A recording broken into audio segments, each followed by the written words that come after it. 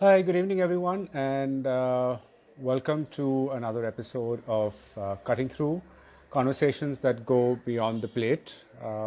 We started about a month ago. We've had quite a few different conversations on a variety of subjects, really, on starting from what did we start with? We started with contactless dining, with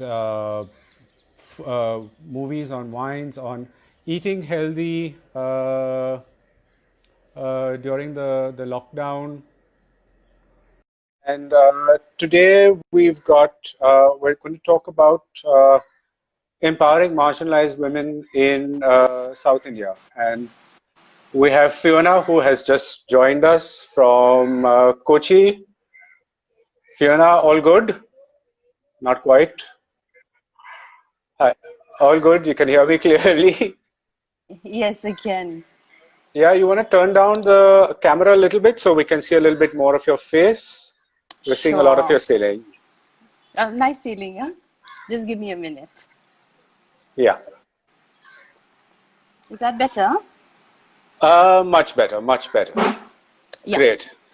Yeah. Okay. So, as I was saying, we're going to be talking about empowering marginalized women in agriculture. And today we have with us Fiona Arakal. Fiona Arakal is an entrepreneur who's been in the field for more than about 2 decades. Her background is in human resources.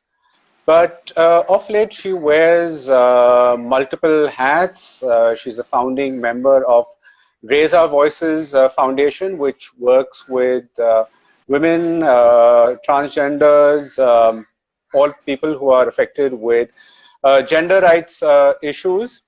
At Ishka Farms, she's a farmer where she melds together technology and traditional practices of agriculture. And what else? Yes, and yeah, occasionally, she also acts as a food guide for peripatetic food writers. So, Fiona, good evening. Glad to have you with us. Oh, my pleasure to be on. Great. So, to start off with, capers. Ishka is produces grows capers. Why? Because no one else was doing it in the country. So we wanted to be the first Okay. off the block to try something new. The answer hasn't changed from Okay. when you first spoke to me 3 years ago. It's just acting Mm-hmm. on the madness that both Srikanth and I had, where we said, let's try and do something new with the land because we're new farmers. We're not traditional farmers. So we were not bound by a pre existing thought process. So when we were doing everything all new and out of the box, it made sense to pick something that was never done before and then figure out the best way to do it. Okay. And why in this place? Why in Tamil Nadu in Tuticorin? What made that so special? What's special about it is that home for us is Cochin, Kerala. So we needed to find a large patch of land on which we could do what we wanted to do. That was within driving distance from home. It had to fit within Right. the budget that we had. And we were quite certain that what we were looking for was a very large parcel of land that had all its titles in place. In the sense, we wanted to buy land that had clear documentation, that the owners would be willing to be paid on the books properly. So we had a number of these criteria written out, and that led us to this village. It took us almost 2 years to find the piece of land that we thought was calling to us. Okay. Okay. But and what made this so suitable for capers? Because it's arid land, um, and when you plant capers, like no one's tried it before in India. So we took a risk when we Okay. said capers would go there. But we went with the basic idea that it's arid most of the time. Monsoons had failed for 9 straight years before we bought that piece of land. So we did have to Wow. find a crop that would be all right with very little water, water that was very hard and was high on salt. In short, we needed to find a plant whose temperament, like ours, was to be hardy and resilient. Okay. So that worked. Okay.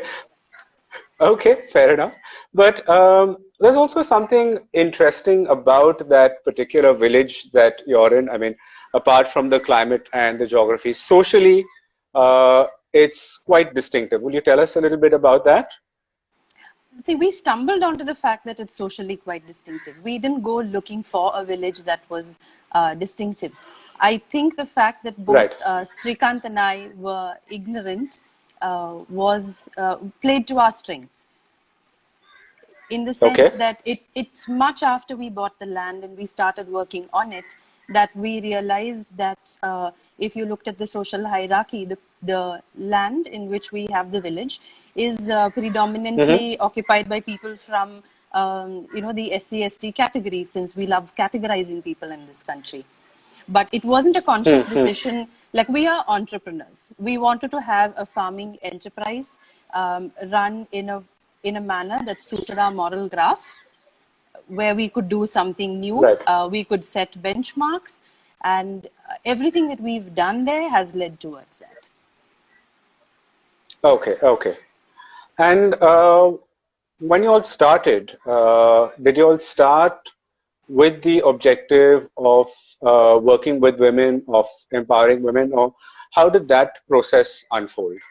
I think it happened per chance, in the sense that we decided we were going to do this. We started doing trials with Moringa at first because we didn't have the caper Mm-hmm. plants in place. And as we started setting up the project, various dynamics came into play. So we realized, for example, that the matchbox industry in Kovilpatti and the fireworks industry is what really employs a lot of women.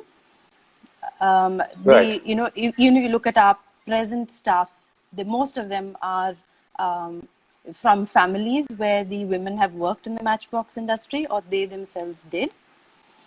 And then in casual conversation, someone mentioned that, but I'm a widow, I'm a single mom, I no longer have a husband and I have children to raise. And is that a problem? And I couldn't understand why that would ever be a problem, which is why I said ignorance is Right. bliss sometimes, because in our context, it was absolutely irrelevant. To me, it was Okay. irrelevant. Okay. And as Okay. time passed, we realized that she was actually thrilled that it was irrelevant to us. And obviously, the word got around the village that there are so many things that are irrelevant to this couple who've now come in and who are setting up the enterprise. So, for example, Okay. where you come from, the community that you're from, the caste, subcaste, it's totally lost on me. Hmm. Even today, if someone stands and explains it to me, I probably wouldn't get it. Add to that, it Okay. didn't matter that someone was a widow or a single mom or unmarried, because we at Ishka only worried about what you do once you turn up to work. And I really don't Right. think anything else counts. So if that Okay. gradually led to a very conscious decision that let's try and hire more women, because when Hmm. you hire a woman, the economic impact that one has is far higher. When a woman earns, expenditure on instant gratification items is usually lower. Studies have shown Mm-hmm. that women then tend to spend more money in the education of children, in medical care, so Right. on and so forth. Mm-hmm. Frivolous expenses Hmm. are low. Having seen that, we decided that to give the woman more power over her own money, another thing that needs to be done is that we don't pay Hmm. daily wages, as is popular in rural India. We stick to weekly Okay. wages. And it took us a few Right. months, but we wore them down and said, and we will only pay money into your bank account. So we helped all of them to Hmm. open bank accounts, because when you have a bank account, automatically a sense of forced saving comes into play. Right. So these are the Right. tiny steps which has taken us a long time, but I think Hmm. has led somewhere in terms of empowerment of women who work with us. Because now it's this whole Okay. ecosystem. Anyone who wants to come to work at Ishka knows that these are the things that are going to happen. And I think Hmm. they Hmm. look forward to that. Because now it's not Okay. negotiable, can I have my salary in cash? It's just not up for discussion. What we always do is we will open a bank account for you. So there will be forced Okay. savings. If you don't go Okay. home with cash in your hand at the end of the day, no one can Hmm. force you to cough it up or part with it. and we pay people Right, on right. Fridays so that they have the whole of Saturday to, usually settle their debts at the provision store, so on and so forth. The reason I keep saying that it's very slow is, as people from outside, you really can't walk in and think or hope to implement that any solution that you might come up with. Trust Well, at the actually, that farm is level. what I was coming to, is that uh, these are fairly radical changes at a ground level, where not only you're looking at caste issues, you're looking at gender issues, where men are largely dominating, both in terms of wages or making or decision making for the money. Correct. So I would imagine there would have been a lot of pushback. How did you manage that? I think we have incredibly strong women on the team from the village, and that made a world of difference. And as the owner of an enterprise, if you dig your heels in and say, this is exactly how we will operate, we will offer you employment Hmm. every single day of the month. You can come to work Hmm. for as many days as, but this is the only way we'll pay, and our wages are good wages. But the only rider is you've got to open a bank account. So none of this happened Hmm. overnight. I'm talking of an effort that practically took months. And we've only been Okay. in the village 8 years. In the total arc of that village's lifespan, it's nothing. It's going to take far longer to continue to earn their trust, build on it, and make changes that matter. Okay, okay. So, just want to take a quick question from Zainab, who asked, how did you manage to keep the problems that these women face from affecting the work that they are doing with you? And so, I mean, there is one aspect where you, as an entrepreneur, decide to implement certain policies, but there is also, on the other hand, the women who are facing the challenges at home. So, how do you manage to balance that? How do you manage to provide, did you manage to provide any kind of support to them? I think we don't have an institutionalized HR system within the company, but because we grew gradually and pretty much everyone from the first employee is still with us, I think the culture got built in. So the support system exists within the company because everyone, including us and the company, has grown up with these premises in place. So when Hmm. you join the company, even as a daily wager, you're entering that sisterhood that already exists. That you have someone who's been with a long time in the company who will say, "But this is how it's done, and it works for us." And you will have more money in Right. your hand at the end of the month. Then you throw in certain Hmm. provisions like ESI, so they have Right. medical care, which is not exactly Hmm. easy to get in a village. And in a village, a company job is a prized possession. It's not easy to get a company job. So when you are Okay. Ishka Renewable Farms Private Limited, even though what we're essentially doing is farming, the same things that they would otherwise be doing on their land, their perspective is Hmm. different. They've got a company job. So, Okay. when you work in a company, these are the things that happen. And that's easy to explain and So you're understand. saying even the daily wages think of this as a company job. Is that right? Absolutely. And daily wages are covered by Okay. ESI. And the Oh, hope okay. is that if And they work continuously, I'm very happy to, for example, a daily wager would be someone who we've trained for plucking the capers or for DVDing. mhm. They know that if they're Okay. really good at it, they're eventually going to become a supervisor of a small patch. Okay. Because the women are supervisors on the field. All of our field supervisors are not always men. Okay. So So then take me to what it looks like on the field, and um, how a woman would, who say perhaps has not worked with Ishka, how would she kind of figure out that there is a job available? And once she does become an employee, what would be like a career trajectory, if you might say? So the only way we've ever got people to work with us is word of mouth. That has worked out Okay. really, really well for us. Every single person who works for us has been referred by someone else or come from someone who knows of us or has worked with us. We have done the advertising route, and we're not thrilled with the kind of people we got from a newspaper advertisement. So the Okay. self-referral system, like I'll bring for example, my accountant, the girl who works for us, has been with us for a really long time. She's brought in her brother Hmm. as one of the car drivers. And then I discovered that there's an aunt who works who's related to her. Then I realized that the lady who helps us with all the cleaning is also related to the first person. So if you draw the family tree of how all of us in Ishka are related to each other, we find many commonalities. So I obviously, think it's called contract tracing now. right, with the pandemic, we have all these bases. Yes. And I think Yeah. because of the serious attitude we have to farming, see, they all farm, they all have their own little patch of land. But the difference between what Okay. they do and what we do is that we've brought in an enterprise model to farming. We are saying that farming Okay. doesn't just mean scratch the earth and sell it for whatever you can get.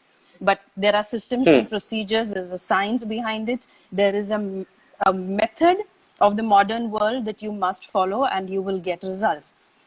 It's taken us 4 years to show them results. So Okay. this month is when we have exported our first container full of Ishka capers to go to the US. Now, all of these people who've Okay. been with us Wow. from the beginning have heard the story that we are going to do this. So they saw us make the retail bottles, which you would have seen on the shelves of Food Hall or ordered on Amazon. They've seen us do large size packing to send off to chefs and restaurants. So every step of the way, they've seen Srikant and I fulfill the promise of what we said the enterprise would do. And the cherry on the Right. cake is when we said from this little dusty hamlet, we are going to send out Right. bottles that says grown, harvested, cured and bottled in Niravi Pudupatti. So we actually managed to take the bottles to the Panchayat president and say, this is what we've done. We said the name of your village would go out in the world and we fulfill the promise. So if you make promises to people and you fulfill them, then it's very easy to get them to walk with you. Okay. Okay. Fair enough. I mean, at least So, that's how I look at it. well, that's how it's been so far, at least. Yeah. That's fair to say. Okay. Absolutely. But you also have a policy where any woman can come to your gates and ask for a job, and you will provide a job. That at least that was the Absolutely. case when we had spoken a few years ago. Is that still in place? Is that still? Absolutely. Do you still? We are Yeah. growing. We till date don't have the problem of too many people, and there are too many people on a organic sustainable farm. There's more work to do than you have hands. So as long as you turn up Okay. at the farm gate before work time starts, you will not be turned away. So how do you find them some work, some job or the other on the farm? There's always some job. There are bottles to be washed, there are bottles to be sanitized, there are labels to be stuck, there are cartons to be stacked. We run our own nursery for our afforestation program. So at any given time, you have 500 saplings to look after. Someone's got to water them and,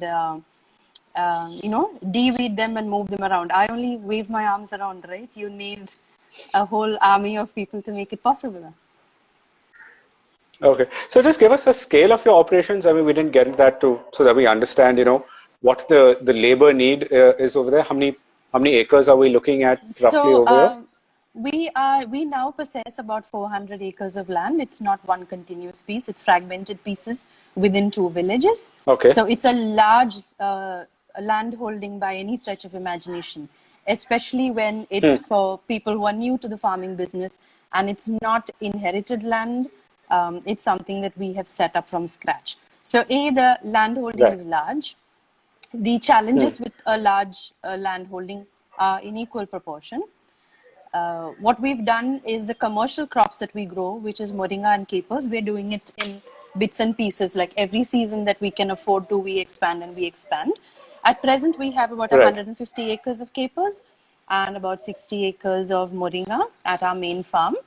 We have 30 acres of moringa on a subsidiary farm near Coimbatore. But we also automate a lot. So while some of the de-weeding might be by hand because only hand can go around the bushes, the plucking has to be manual. Whatever we can automate is automated. So we've got drip lines, we've got solar pumps, we've got tractors of all sizes and shapes so you can go in between beds to weed. We've invested a lot in mulching so that the plants are protected to a large extent from unnecessary grass growth. When you come into the factory, it's changed a lot from when you visited us last. So we're talking in terms of ability now to have machine filling of bottles, machine labeling, all of that is in the works. So in season, Right, we could right. employ upward of 30 or 40 people on the field. And season for us typically ranges from the middle of January, Feb, all the way up to November. So Okay, it's a okay. moving number, because as we automate certain things, we find that the people who've been with us for a long time can just be switched over to other Yeah. jobs that need doing. It might be fertigation management. We make a lot of the nutrients that we require on the farm, and that is labor Okay. intensive. So if there are two extra hands, that means that person is then just put to making the next round of fertigation. Okay. Okay. One idea that struck me is that, well, it's great to have all of these policies in place, but how do you actually ensure that they are being followed? They're being followed on the ground, because I'm sure neither you or Shrikant are there 100% of the time. No, we And take turns to be is there. So we're there certainly not there all the time. exactly? So how do you make sure that the people, the supervisors who are on the ground, the managers, are actually following the rules that you have set? Well, the managers themselves are beneficiaries of the role, and we are a very flat Mm-hmm. organization. Everyone's on WhatsApp with the two owners, and we have a very open door policy, whether it's So, actual or virtual. Every single person who works on the farm has direct access to Srikant and I. And multiple times okay. they have exercised the right to um, avail of that facility, and we've always acted on feedback that we got. So I think pretty much everyone knows that they won't get away with anything. so But, I so mean, I think keeping uh, you're talking about daily wage laborers whom you don't know, who may be there one day or not, and not the other. They have access to your numbers. Is that what you're telling Of me? course they do. Yes, they do. And please remember that a lot of the positions of control and power are controlled by women within the organization. Women who themselves have benefited from the attitude that Srikant and I carry. So the Mm-hmm. chance of someone not following the rules is incredibly remote. Now, when we speak of daily Okay. wage labor, I must clarify that on the Ishka team, we have only about 17 people. Because while people Okay. want company jobs, they also want 3 or 4 months off every year to tend to their land. So what they do Fair enough. is, the only advantage that they would have if they permanently join the roles is that at some point in time they would be eligible for gratuity. That really hasn't sunk in yet. So for a lot of them, Okay. they are the same faces that we see 24 days in a month, but they will refuse to join on a monthly salary.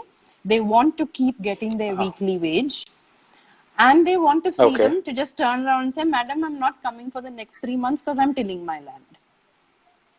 Because Okay. all of them have tiny patches of their own land. So no one is a Okay. stranger. We do not employ migrant laborers.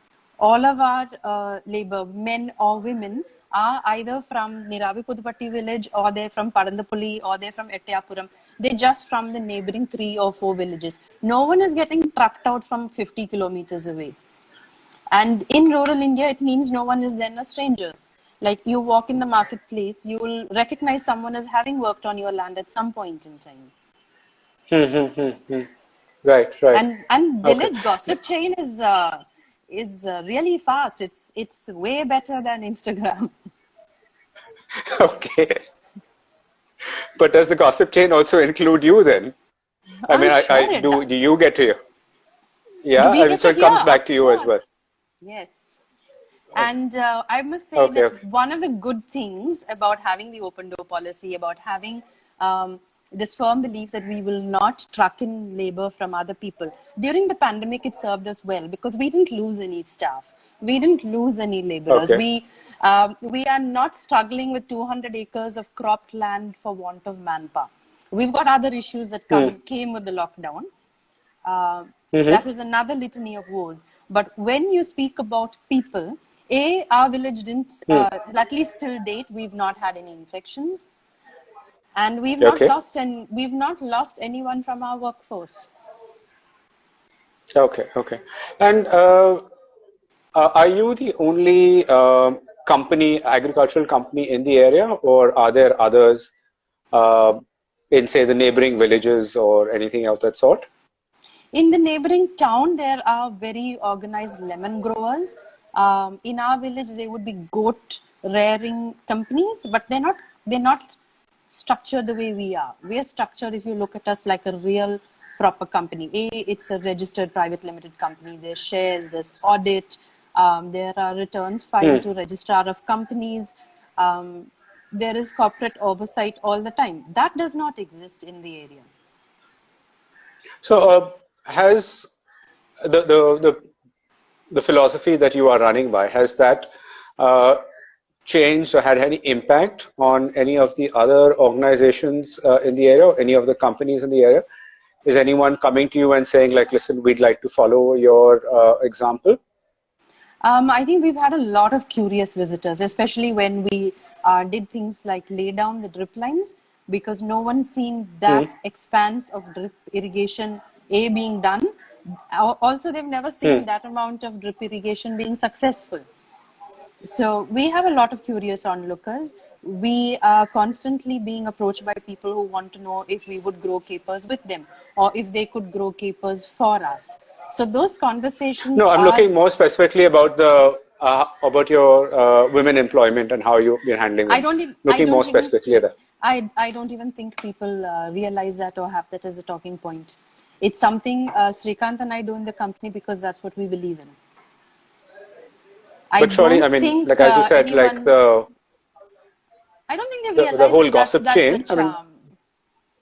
No, it's just these weird okay, people who came in from Kerala and they are doing this strange crop and built this strange large factory and they have strange ways. Obviously, we try to okay, integrate ourselves into the community in terms of community sporting activities, building facility for the boys to have an open air gym so they can qualify for the police force. So we are right. in with the community as much as that is a concern. But are we an example Hmm. or a beacon for other people to realize that if you harness the economic power um, of the entire population of the village and that you don't leave out half of the population, you can do well. I don't think anyone's talking about it yet. Okay, okay. Now, one area that you touched upon and which we didn't really discuss was about single women and widows in the rural community. From what I understand, uh, within the marginalized group, these women would be even more disenfranchised, and it would be even harder for them to find jobs. So, your being there must have been of a huge succor, must have come as a kind of really I a would breath like of to fresh think air. so.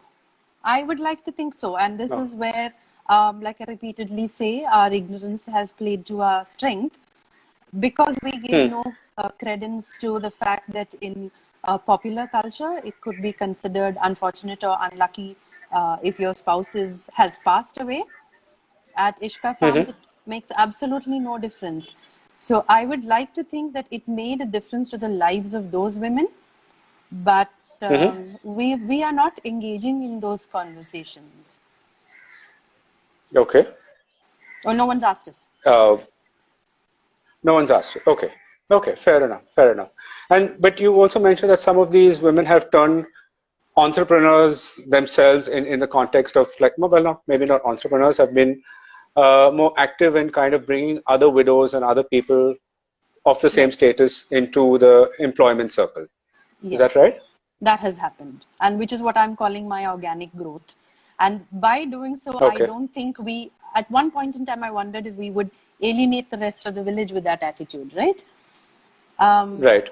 and so I've always wondered how are we going to pay the price for this? Like, is there going to be payback at some point in time for this attitude we are taking? Hmm. And Hmm. I'm Hmm. very happy to say that I think we've been received well in the village. So about 2 weeks ago, we had a massive fire, which then spread to the Hmm. factory, and the storeroom and the nursery all caught fire. Obviously, you could see it from for miles around, and every Wow. single person in the Hmm. village came to put the fire out. So obviously nobody sat on their Oh, haunches and said, "Let these heathens burn down to the ground." They all came. right. We ran out of water. We ran out of fire extinguishers. The fire force is a good 20-25 minutes away, and Okay. all the villagers, every single able-bodied person was there on our land putting the fire out. Fires are common Okay. Okay. in summer. These Hmm. are wild, like bush Hmm. fires, grass fires that jump, Right. and the Right. embers blow all over the place because this is also the windy season. This would have been a good time for people to sit back and watch us burn to the ground. They didn't. And they put the fire out. We Okay. could all go back to work. And it was Right. within the week of that we were able to ship the first container out to the US. So Okay. even if we aren't Okay. talking about what we're doing, I think what we're doing works. Okay. I'm not Well, one suddenly, area that, sorry, Continue, yeah, go please. ahead. I said, I'm not suddenly going to burst out into fluent Tamil and become best friends with everybody in the village, but I think we're doing all right. Okay. Uh, One area that you still seem to have a bit of a challenge with is with female hygiene products, with disposal of sanitary pads, and I think that seems to be a bit of a challenge still over there. Are you making any Yes. headway, or what exactly is the problem? From when you last visited, no headway. Do we have plans on paper? Absolutely. Disposal of sanitary products is a next to impossible task. There's lots of land, so everybody just throws it out. The question of if Hmm. you throw it out, then where does it go next has not been addressed by anyone. So once in a while, Okay. there is this whole village cleanup endeavor, which just means a large pit is dug and every waste is buried in it. Because now in the village, unfortunately, what's happening is that soap, shampoo, toothpaste, coffee powder, tea powder, all of it comes in single-use sachets. And so the Right. entire Right. village is littered with that plastic, and add to it the fact that quality of life is improved. So women have access to Hmm. disposable hygiene products. It has to go somewhere when you're done using it. So there is Right. no central incinerator or disposal product. There isn't a way to get rid of it. So I think Srikant and I have the challenge that we have to approach these questions very cautiously. You cannot walk in Okay. and pretend that you have answers or that the way you think it should be done is the best way. It's a constant process of buying their trust, proving to them that we are the real deal, we are worth it, we are going to stay here for a long time. See, they saw somebody in Delhi sell a large part of their village to yet another crazy Hmm. couple who then said, we are going to farm and we are going to make this work. So we've been Right. there since 2012. We've been there for 8 years. We've farmed for 5 of Right. those 8 years. But in the villagers' mind, that's still a tiny, tiny, tiny, tiny portion of time.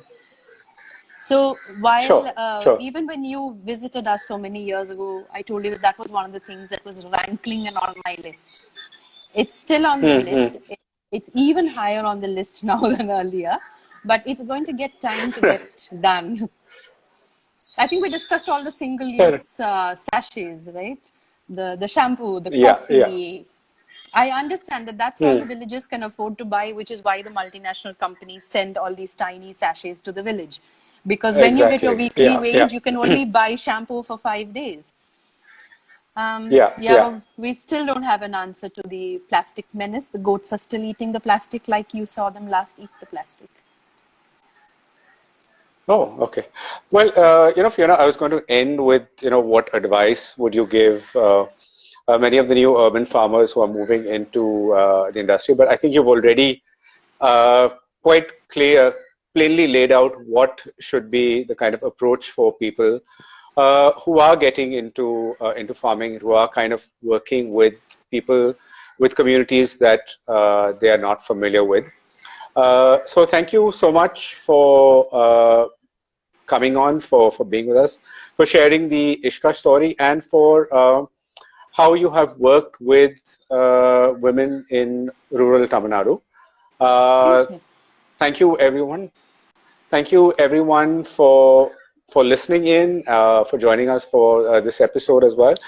And coming up Wednesday, we have Chef Shribala, who is going to be talking about the myth of the vegetarian chameleon.